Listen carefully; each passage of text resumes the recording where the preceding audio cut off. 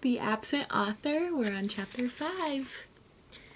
Back on Main Street, Dink adjusted his backpack and led the way to the Shangri-La Hotel. Maureen Higgins said she just dropped him off at the hotel last night, he told the others, so that's our next stop. What if she didn't, Josh said, catching up to Dink. What do you mean? I mean, maybe Maureen Higgins wasn't telling the truth. Maybe she kidnapped him. And she's hiding him in her lunchbox, Ruth said. Very funny, Ruth Rose, Josh said. Maureen Higgins said she drove Wallace to the hotel. But what if she drove him somewhere else? You could be right, Dink said. That's why we're going to the hotel. With Dink in the lead, the four approached the check-in counter in the hotel lobby. Excuse me, Dink said to the man behind the counter. May we help you? He was the saddest-looking man Dink had ever seen. He had thin black hair and droopy eyebrows. His skinny mustache looked like a sleeping centipede. A name tag on his suit coat said Mr. Linkletter. We're looking for someone. Mr. Linkletter stared at Dink. He's supposed to be staying in this hotel, Josh said. The man twitched his mustache at Josh. His name is Wallace, Dink explained. Can you tell us if he checked in last night?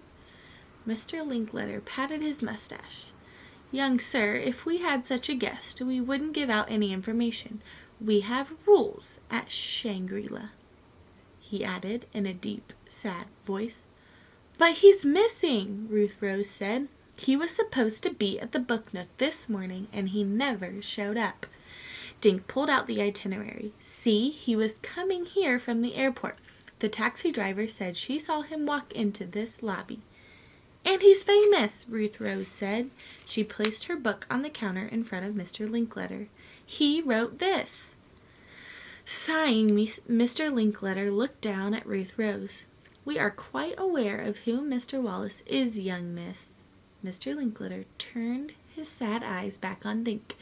He flipped through the hotel register, glanced at it, then quickly shut the book. Yes, Mr. Wallace checked in, he said. He arrived at 8:05. He did? What happened after that? Dink asked. Mr. Linkletter pointed toward a bank of elevators. He went to his room. We offered to have his suitcase carried, but he preferred to do it himself. Have you seen Mr. Wallace yet today? Mavis asked. No, madam, I haven't seen him. Mr. Wallace is still in his room. Still in his room? Suddenly Dink felt relieved. He felt a little foolish, too. Wallace hadn't been kidnapped after all. He was probably in his room right now. Can you call him? Dink asked. Mr. Linkletter tapped his finger on the closed hotel register. He patted his mustache and squinted his eyes at Dink.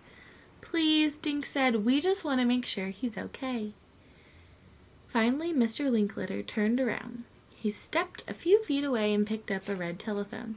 As soon as his back was turned, Josh grabbed the hotel register. He quickly found yesterday's page. Dink and the others crowded around Josh for a peek. Dink immediately recognized Wallace's signature, scrawled in big loopy letters. He had checked into room 303 at 5 after 8 last night. Dink pulled out his letter from Wallace and compared the two signatures. They were exactly the same. Josh dug his elbow into Dink's side. Look, he whispered. Josh was pointing at the next line in the register. Room 302 had been printed there. Check-in time was 8:15. Someone else checked in right after Wallace, Ruth Rose whispered, but the signature is all smudged. Dink said, I can't read the name. When Mr. Linkletter hung up the phone, Josh shoved the register away.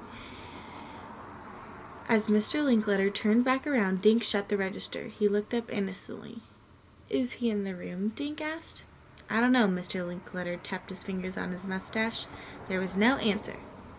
Dink's stomach dropped. His mind raced. If Wallace had checked into his room last night, why hadn't he shown up at the Book Nook today? And why wasn't he answering his phone? Maybe Wallace Wallace had been kidnapped after all. It's the end of chapter 5.